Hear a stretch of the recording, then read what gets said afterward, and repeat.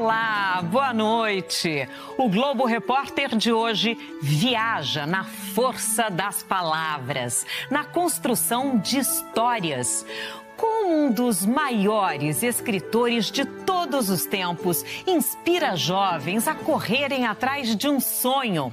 O Lucas escreve assim, olha, no ônibus. E já tem um livro publicado. O ator Cleiton Nascimento vem lotando plateias com a peça que criou. Eu sempre ouvi dentro de casa. Escolha o que você quer ser e estude por isso. A Tatiana edita um jornal de comunidade e terminou o doutorado.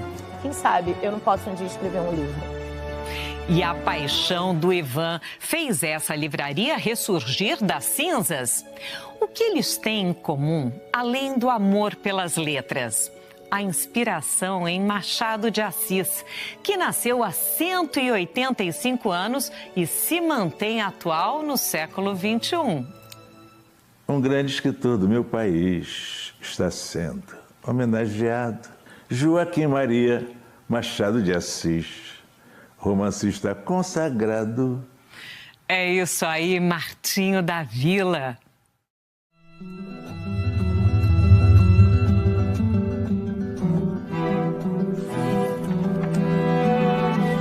Uma palavra e não para mais. Vírgula, espaço, imaginação, ponto. Um novo parágrafo. Recomeça. Surgem diferentes personagens brasileiros. Vire a página e, de repente, Machado de Assis conversa diretamente com você. O maior defeito deste livro és tu, leitor. Tu tens pressa de envelhecer e o livro anda devagar. Um salto no tempo e estamos em 2024. O Lucas usa o computador para escrever. Tem um livro publicado retratando o lugar onde nasceu e vive até hoje, o Morro do Castro, no município de São Gonçalo, região metropolitana do Rio. Se eu escrever pelo menos 1% do que o Machado de Assis escreveu, minha carreira já vai ter valido a pena. Não é só o Lucas. A trajetória do gênio das letras até hoje abre caminhos e oportunidades, inspirando diferentes gerações. Martinho, Cleiton, Tatiana, Flora, Scarpa, Ivan, Hélio, Marta, Malu, Gilvan e essa garotada aí, ó. Quando Machado de Assis nasceu em 1839, a cidade do Rio tinha em torno de 300 mil habitantes. Aqui, os morros do centro eram ocupados por religiosos, militares e também por famílias ricas, que possuíam aqui sítios e grandes mansões. Uma dessas famílias ricas tinha como agregados uma açoriana e um pintor de paredes brasileiro. Eles eram os pais de Machado de Assis, eram casados. Dizem que o escritor teria nascido exatamente nesta casa. Não há um registro histórico, uma confirmação absoluta. Mas não restam dúvidas de que Joaquim Maria cresceu e conquistou um lugar permanente entre os nossos grandes escritores.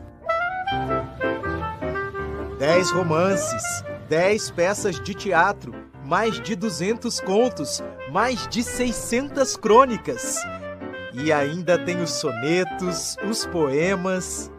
A falta de recursos e as adversidades precoces moldaram não apenas minha visão de mundo, mas também minha determinação em superar obstáculos e me tornar o escritor que a história conheceu. O menino de origem humilde teve batalhas e muitas conquistas. Mas nos dias de hoje, como seria? Qual a chance de um talento surgir e se firmar atualmente em condições tão difíceis? O Lucas acorda às 6 da manhã para uma jornada longa. A primeira etapa, o estágio num jornal da cidade vizinha, Niterói. Dá 4 da tarde. É hora de partir para o Rio de Janeiro. É o corre atrás dos sonhos. É todo dia assim, pegar um ônibus, ir para a faculdade. Agora tem uma coisa muito especial que acontece nesse caminho, nesse trajeto, ou que aconteceu. Você consegue imaginar escrever um livro dentro do ônibus, no meio desse sacolejo? É isso, né? Como é que veio essa ideia? Por dia, assim, eu devo passar 4 ou 5 horas dentro do ônibus. Mas, pô, eu tenho que usar esse tempo pra alguma coisa, né? Vira um escritório. Vira um escritório. Eu separo tudo que eu escrevo e boto no meu bloco de notas. Assim. São pensamentos que eu tenho dentro do ônibus. Por exemplo, essa frase. Eu tenho um dobro para correr, com metade do tempo para chegar.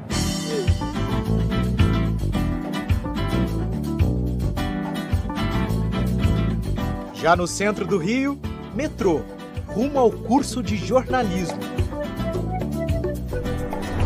A faculdade é particular, mas ele conseguiu uma bolsa integral. 6h30 da tarde, a aula vai começar. Um ritmo de vida tão acelerado que o Lucas quase desistiu no ano passado. Eu não estava conseguindo, aí eu era bom no trabalho ou eu era bom na faculdade, sabe? E eu sempre gostei muito de fazer as coisas com excelência. Eu estava me sentindo muito mal, assim. Ainda bem que os amigos aconselharam. Então você não pode desistir, porque você está sendo uma inspiração para muita gente. E eu fiquei com isso na cabeça, assim, que a nossa trajetória influencia também as pessoas à nossa volta. E aí eu decidi voltar. Quando vai ser a formatura? Vai ser no final do ano que vem. No final do ano que vem. Tá terminando já. Enquanto não termina, a jornada do Lucas vai muitas vezes até 11, meia-noite, para recomeçar no dia seguinte. E a gente precisa ter orgulho da nossa história. A gente precisa ter orgulho de onde a gente veio. A gente precisa ter orgulho de quem a gente é filho. Eu fiz questão de conhecer a mãe dele. Olha só, muito prazer. Tudo bom? Tudo bem. Como é que a senhora tá? Tudo bem, você? Sabe aquela mãezona que dá suporte, que abraça, que chora junto? É a Dona Divânia. Mãe orgulhosa? Dona Divânia. A foto do Lucas com o primeiro livro tá ali, exposta como um troféu. Mas a verdade é que ela nem desconfiava que o filho estava escrevendo para valer. Ele falou assim: mãe, eu tenho uma surpresa para você. Aí eu falei: surpresa? Aí, mãe, eu escrevi um livro. Eu falei assim: como você escreveu um livro? Aí ele: eu escrevi um livro. Mas é uma emoção muito grande. O livro reúne crônicas em forma de cartas. Planejo visitá-la assim que as circunstâncias permitirem. Há um abraço guardado, repleto de afeto acumulado, pronto para ser entregue. Mãe faxineira, o irmão mais velho na faculdade e a caçula no mesmo caminho dos estudos. Se você quer deixar alguma marca nesse mundo tão complicado e cheio de contradições, não tem outra forma de fazer isso senão através do trabalho, através dos estudos, principalmente através da leitura. Lembra da casa do Machado de Assis? O Lucas já esteve lá. Eu vi as coisas assim, o morro, e eu falei: pô, isso parece onde eu moro. Tem uma frase do Emicida que ele diz que viver é partir, voltar e repartir. E eu levo isso muito pra minha vida. Fica claro, não é só talento, tem que suar muito, ir à luta para conseguir o sucesso. Eduardo, meu filho. Cleiton Nascimento, ator, dramaturgo, professor. É também autor de um sucesso absoluto de bilheteria, a peça Macacos. Porque quando a gente entra na favela, a gente entra pra matar filho de ladrão. Gente, eu não sou uma ladra. E olha que são 3 horas de duração, às vezes mais. Como é que você chegou a esse sucesso? Através da educação. Eu tive muito apoio de pai e mãe, e eu acredito que jovens que têm apoio de pai e de mãe, muito provavelmente serão felizes em suas escolhas. E meu pai foi encanador, minha mãe foi manicure. Talvez eles não tivessem potência para me dar materialidades, mas tiveram potência para me guiar, para estudar e ser absolutamente o que eu quisesse ser. Isso é uma coisa que eu sempre ouvi dentro de casa. Escolha o que você quer ser, estude por isso. E a minha primeira escola pública, a primeira escola infantil, se chamava EMF Machado de Assis. Ah, é? É. Fica no Jabaquara? Fica no Jabaquara. É, e eu fui muito feliz lá. Eu sempre fui feliz estudando. Ali começava a sua relação com o Machado de Assis? Ali começava. E anos depois eu vi descobrir a potência e a importância do bruxo do Cosme Velho. Uma pausa para explicar esse apelido. O bairro do Cosme Velho, zona sul do Rio, ainda era bem bucólico quando o escritor decidiu morar nessa casa. Além de bonita, é muito charmosa. Hoje essa casa já não existe mais, tem todo esse comércio aqui e um prédio enorme, cheio de apartamentos. Mas olha que legal, aquele registro, aquela plaquinha que diz o seguinte: neste local viveu Machado de Assis de 1883 até a sua morte em 1908. Bacana, né? A lenda do bruxo do Cosme Velho teve origem em uma superstição popular que atribuía a mim a prática de queimar cartas em um caldeirão, em minha casa na rua Cosme Velho. Diziam que eu realizava esse estranho ritual para obter inspiração para minhas obras. Lenda, né? Mas está explicado. Não tive sorte, não tive filhos. E não deixarei a nenhuma criaturinha o legado que é a miséria humana. É bonito isso, não é? Isso é Machado de Assis. Aprendendo a escrever sozinho, ele se tornou um dos maiores nomes da literatura brasileira. Persevera. Se não tivéssemos Machado abrindo caminhos, trazendo a importância da literatura brasileira, de saber articular as palavras, não sei se teria macacos. Uma das maiores favelas do Brasil está nas páginas do jornal Fala Roça. A Tatiana é a editora responsável. O jornal Fala Roça, que faz esse jornalismo de favelas, a oportunidade de contar histórias. Histórias de pessoas como ela, que lutam muito, a vida inteira. A Tatiana não caminha sozinha. A minha inspiração é Bianca Santana, escritora do livro Quando Eu Me Descobri Negra, é Lúcia Xavier, é Marielle Franco, é Aniele Franco. E no jornalismo era Glória Maria, né? Óbvio. A trajetória de cada uma dessas mulheres impulsionou a Tatiana até o doutorado, defendido poucos dias atrás na Universidade Federal Fluminense. Ela, de origem pobre, moradora de favela por décadas, num destino que parecia improvável. Eu decidi ser jornalista quando eu tinha 9 anos de idade. E eu estava muito feliz porque eu tinha decidido ser jornalista e eu comentei com um vizinho meu, no beco que eu morava, na favela do Tuiuti. E ele falou para mim que era para eu parar com isso, que não era para eu ser jornalista, que eu não podia ser jornalista, porque jornalismo é uma profissão de elite e eu não tinha cultura para ser jornalista. Em casa, a Tatiana tinha um incentivo da mãe, Dona Maria Emília, uma mulher de pouco estudo e muita sabedoria. Ela fala: minha filha, eu não sei como a gente vai fazer com essa tal de cultura, mas a gente vai dar um jeito de você acessar essa tal de cultura. Aí foi um tal de comprar jornal quando sobrava um dinheirinho, frequentar museus e centros culturais. Dona Maria Emília se foi muito cedo. Tatiana seguiu em frente com a ajuda de parentes e amigos. Fez o vestibular 8 vezes. Ela desanimava, claro, mas tinha aquela rede de apoio para reanimar, imprimir provas para ela estudar e até inscrevê-la novamente no Enem. Meu diploma de doutora vai ter lá um nome, Tatiana da Silva Lima. Mas existe uma galera por trás, sabe? O sorriso leve, bonito, revela o alívio do dever cumprido. Agora a Tatiana pode se dedicar mais à edição do jornal comunitário, cruzando suas jornadas com a de Machado de Assis. Eu acho que cruza nesse sentido da permissão do sonho. Caramba, eu também escrevo crônicas. Caramba, eu também edito um jornal, né? Caramba, quem sabe eu não posso um dia escrever um livro. Em maio desse ano, a americana Courtney Novak fez elogios rasgados ao livro Memórias Póstumas de Brás Cubas no TikTok. A reação foi imediata. A obra de 1881 entrou para a lista dos mais vendidos em 2024.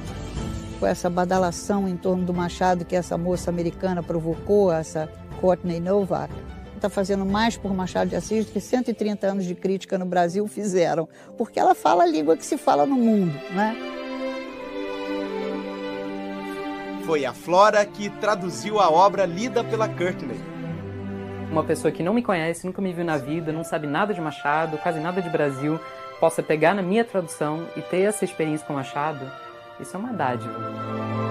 A tradução foi tese de doutorado dela. Um senhor desafio.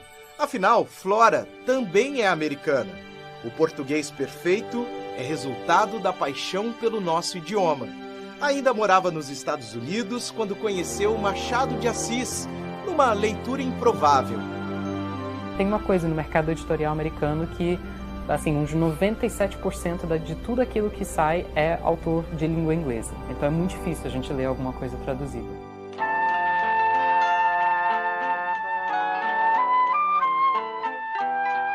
Esse é o Meyer, coração da zona norte do Rio. Numa rua pequena, mas movimentada, está a livraria Belle Époque. Livros novos, usados... Machadão tá aqui em cima. LPs, camisetas. Um cantinho de cultura no coração do bairro. Neste quadro, entre as citações, tem Machado de Assis, que diz exatamente o seguinte: as ocasiões fazem as revoluções. E essa revolução pode ser assim, com muito conhecimento, arte e cultura. Melhor ainda se essa revolução for acessível e compartilhada. Assim, numa calçada qualquer, com toda a vizinhança. Esse endereço onde nós estamos se identifica como Reduto de Escritores Boêmios e Errantes, a livraria que virou um sonho coletivo. Às vezes a cultura é vista como aquela coisa assim, como um hobby, como uma diversão, mas o trabalho é pesado para manter. Ivan é um herói da resistência. No começo, ele percorria de bicicleta as ruas do Meyer e até lugares mais distantes. O primeiro encontro com o Globo Repórter foi em 2016. Quanto tá esse livro aqui na sua banca? Esse livro tá R$10. Pouco tempo depois de alugar essa casinha e montar o próprio negócio, um curto-circuito devorou os sonhos dele. O sonho acabou, gente. O sonho acabou.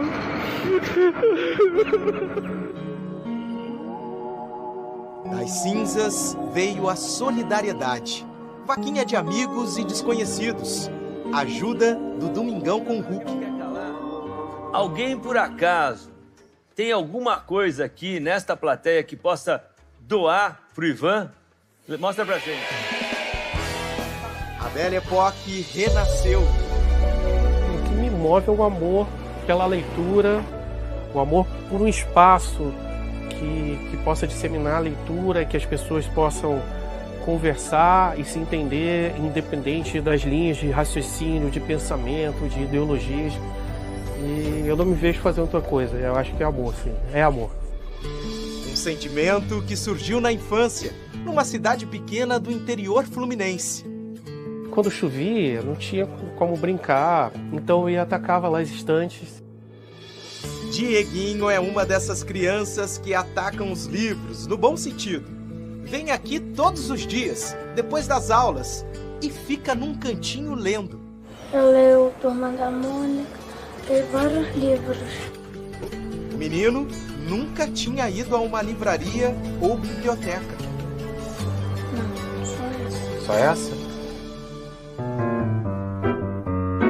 À noite, a cultura ocupa a porta ali ao lado, num sarau de poesias. Se o medo pegar, é que o feitiço não foi cortado direito. Meia-noite, ao meu quarto me recolho. Cuidado, moço. Quando você pensa que escapou, é que chegou a sua vez. O barzinho simpático reúne amigos e amantes dos poetas. As nuvens não cobrem mais o nosso quintal.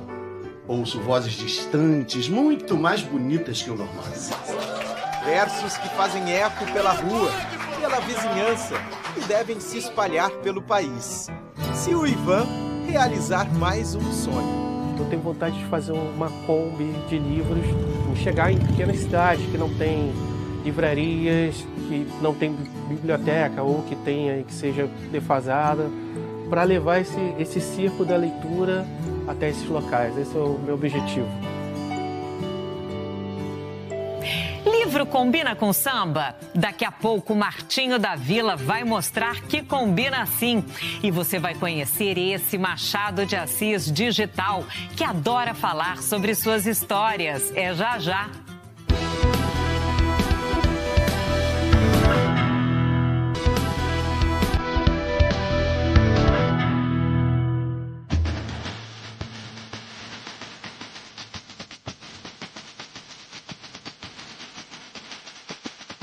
A pergunta é a seguinte: Machado de Assis dá samba?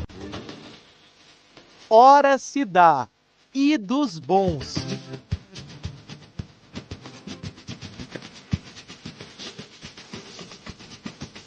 O ano era de 1959. Vou contar aqui uma historinha. Eu era de uma escola de samba, aprendiz da Boca do Mato, que já não existe mais, rolou a bandeira. O enredo era Vida e Obra de Machado de Assis. Eu tinha uns 18 por aí por volta. E eu não sabia nada de Machado. Não tinha negócio de Google. Pesquisar mesmo. Pesquisar. E tinha que ir à biblioteca. Ir à biblioteca. Aí a gente vai no computador e tem a biblioteca lá, né? Aí eu li a biografia para fazer o samba. Aí fiz o samba enredo. E ganhei o concurso. E a escola foi bem sucedida, tudo certo. Aí era assim: um grande escritor do meu país está sendo homenageado. Joaquim Maria Machado de Assis, romancista consagrado, nascido em 1839, lá no Morro do Livramento. A sua lembrança nos comove. Seu nome jamais cairá no esquecimento. Aí tinha um larará, o pessoal gostava. Nascia ali um interesse pelo autor. Martinho se aprofundou nas pesquisas e encontrou semelhanças entre ele e Machado.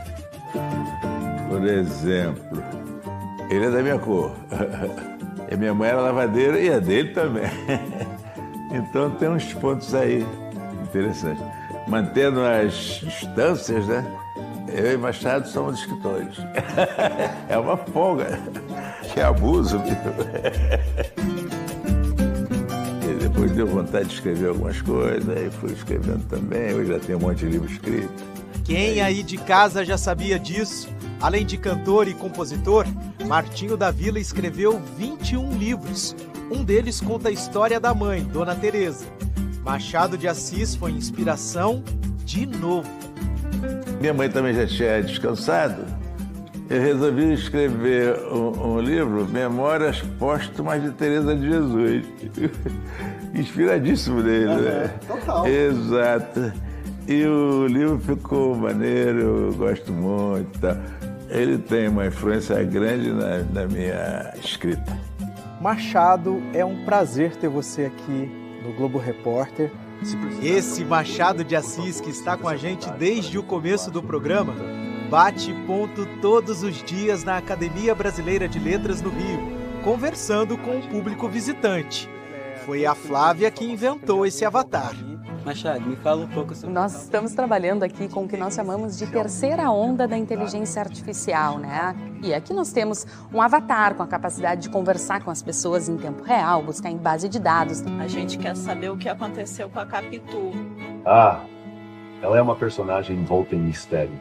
É divertido. O Machado tecnológico às vezes faz cara de que não entendeu. Quem é você? Mas o propósito é aproximar o clássico do popular. Agora você coloca numa linguagem atual Machado de Assis ali como um personagem conversando com essas crianças ou com novas gerações ou inclusive com idosos que não são adaptados ao uso da tecnologia, mas no momento que ela se torna alguém, se torna mais fácil, né? Confesso pra você que eu adorei entrevistá-lo, viu? Aprendi muito com ele. Que legal, esse é o objetivo. Além disso, a cidade do Rio de Janeiro, com toda a sua riqueza e diversidade, também serviu como inspiração para muitas das minhas obras. Rio, palco da vida e dos escritos do Machado. Na Gamboa, bairro onde ele nasceu, a gente encontrou esse grafite gigante. Escuta essa frase: cada qual sabe amar a seu modo. O modo pouco importa. O essencial é que saiba amar. Tá no livro Ressurreição, de 1872. Não te parece muito atual? O Rio Antigo era um charme. Pena que nem tudo ficou de pé do século XIX para cá.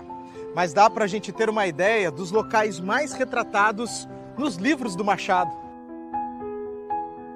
Os Arcos da Lapa estão bem preservados. Ali passa o Bondinho de Santa Teresa, presente em Yaya Garcia, último livro romântico de Machado de Assis. Esta é a Rua do Riachuelo, antes chamada de Mata Cavalos. Agora, por que Matar Cavalos? Tá fácil, hein? É que a rua era toda esburacada. Vamos imaginar em que sobrado morava Capitu, a personagem polêmica de Dom Casmurro. O vizinho bairro da Glória também foi cenário de romance. Das casas dava para ver o mar. Hoje, nem assim, nem de binóculos.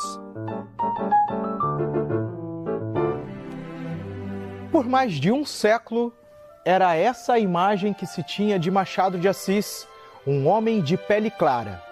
Seria um efeito da fotografia, ainda feita com técnicas rudimentares? Para especialistas, era uma tentativa de embranquecer o nosso maior autor, neto de escravos libertos e filho de pai negro.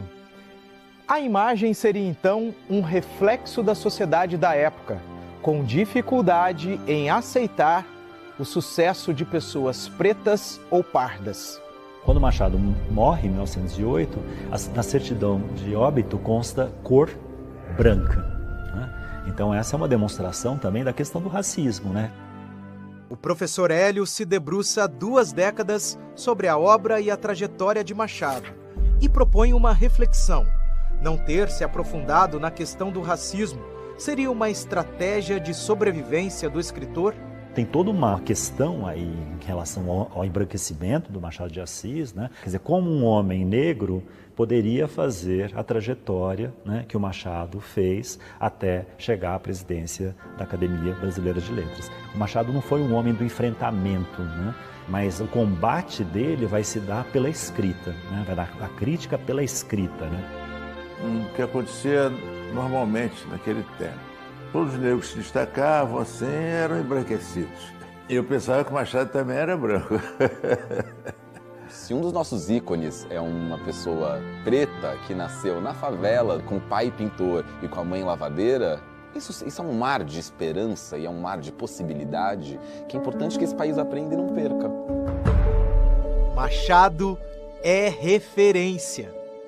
Num passeio pelo Brasil, é fácil encontrar escolas batizadas com o nome dele. Mas será que a juventude ainda lê Machado de Assis?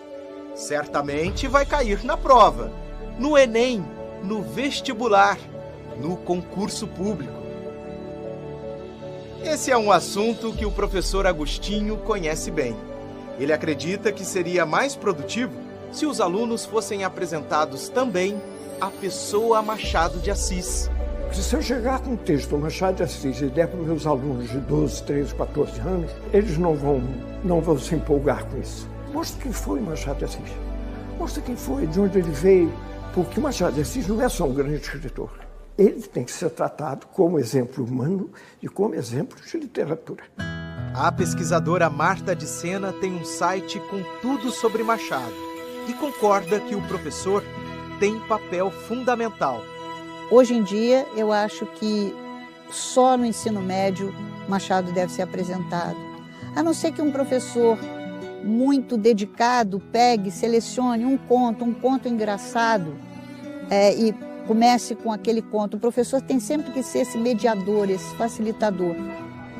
Se tem professor empenhado, Carla e Gilvan têm feito a diferença na Escola Estadual Professor Paulo Rolim Rosa, na Zona Leste de São Paulo.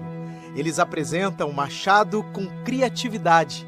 E essa degustação, às vezes, depende de pequenas mostras, de pequenas pílulas que a gente vai apresentando para eles, às vezes com meme, às vezes com uma brincadeira, às vezes com uma música.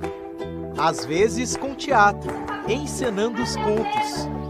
Que isso? Uma cartomante, ela vai enviar todos os sinais pra gente. Inclusive, eu vou lá agora porque o universo, Jesus Cristo, Deus, Maria, todos os santos tá com a gente, vai falar tudo aqui. Tchau. Como assim? Do que você tá falando? Isso é hora de ir ao cartomante?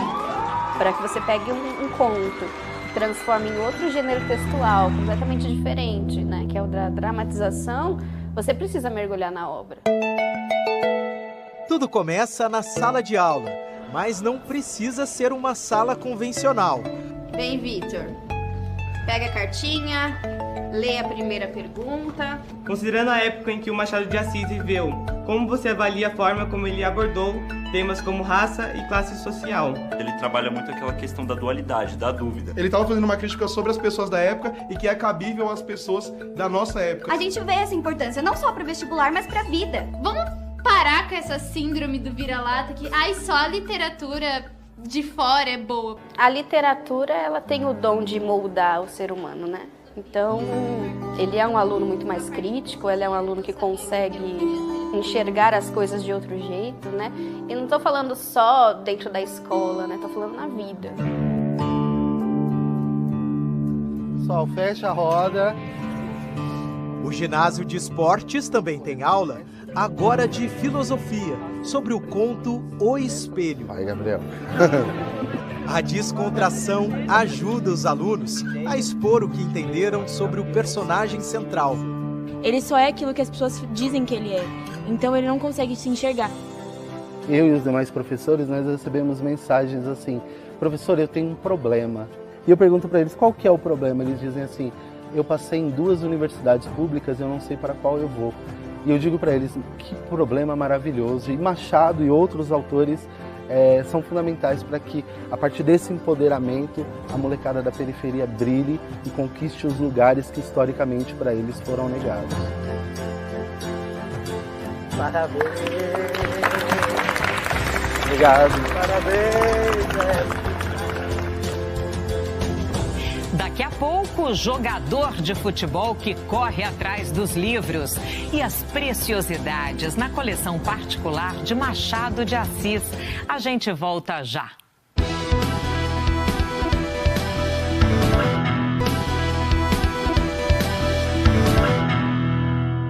Tocou pro Scarpa, tá livre do outro lado. Scarpa entrou, passou pelo goleiro, pode tocar de pé direito pro gol! Gol! A explosão de alegria, a pressão por resultados e o público contagiado pelas emoções. Golaço, golaço! Um espetáculo. Alguns artistas da bola também se encantam com a história de outros protagonistas, aqueles dos livros. A gente dar uma acalmada, né, desestressar um pouquinho, sair um pouco da bolha do mundo do futebol que a gente vive. Gustavo Scarpa começou lendo a Bíblia e o hábito de ler cresceu quando ele já era jogador profissional e foi desafiado por um amigo, preparador físico. Se eu fizesse tal número de gols e assistências, ele me daria um livro. E aí, acho que o primeiro que ele me deu foi O Médico e o Monstro. A aposta terminou depois do 5º livro, mas Scarpa se superou. Eu já li, acredito que mais de 100 livros. Os favoritos, Os Miseráveis, do Victor Hugo. Gostei do Processo, do Kafka. Os livros do Machado de Assis eu gostei. O que eu mais gostei, eu acho que foi o Dom Casmurro. O meio-campista do Atlético Mineiro deu olé no preconceito contra as palavras mais elaboradas de Machado. Eu sou um cara de muita gíria, né? Então, pegar essa linguagem mais formal assim foi um pouco difícil, mas vai ficando mais fácil. Como bom jogador que é, ele, claro, vem passando essa bola. Gostam de ler qualquer coisa. Nas redes sociais e dentro de casa. Meu filho tem 1 ano e meio e é muito bacana de ver que ele já pega o livro dele, sabe? Senta sozinho e começa a apontar os bichinhos e falar. Que eu continue, né, sendo uma referência, passando para frente esse hábito que ajuda tanta gente.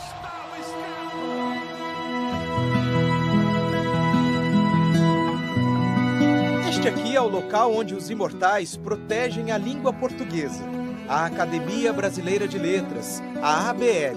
Machado de Assis foi um dos fundadores. Cada escritor eleito para a ABL ocupa uma cadeira específica. A do Machado é essa, a 23. Como o primeiro presidente da academia e com a importância que tem na nossa literatura, tudo o que foi dele está preservado. Aqui na biblioteca, agora eu estou diante da coleção particular do Machado de Assis. E eu tive uma autorização especial para poder abrir, ter acesso, ficar mais pertinho aqui dessas obras. A grande maioria é estrangeira. São livros, obras que o Machado de Assis usava para consultar, para estudar, para aprender. Ao todo são 935 obras. Olha a altura, a quantidade de livros que ele absorveu e compartilhou conhecimento. Livros pessoais, obras originais, tudo merece cuidado especial. São páginas tão antigas que parecem que vão se desmanchar. E para manusear esse livro, que é da primeira edição, a gente tem que usar a luva para proteger a obra.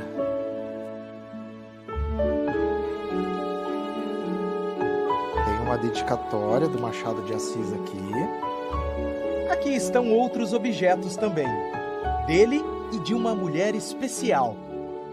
Meu grande amor foi minha esposa, Carolina Augusta Xavier de Novaes. Nem mesmo a paixão por Carolina livrou Machado de uma grande fofoca. Ele deu de sumir algumas horas da tarde. E aí surgiu uma dúvida entre os amigos. Será que o Machado de Assis tinha